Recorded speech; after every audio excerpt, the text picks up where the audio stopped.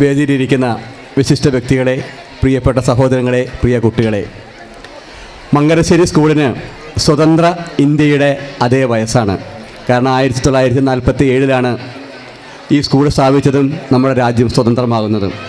അതോടൊപ്പം തന്നെ നമ്മുടെ ഈ സ്കൂള് പൊതുവിദ്യാഭ്യാസത്തിൻ്റെ വളർച്ചയ്ക്കൊപ്പം നമ്മുടെ സ്കൂളും വളർന്നു എന്നുള്ളത് നമുക്കറിയാം.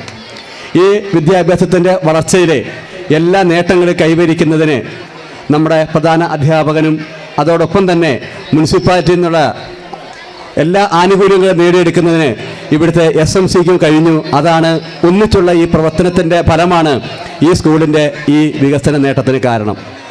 അതുകൊണ്ട് തന്നെ ഒരു പൊതുവിദ്യാഭ്യാസം എങ്ങനെയാവണമെന്നതിന് ഉത്തമ ഉദാഹരണമാണ് ഈ സ്കൂളുകൾ.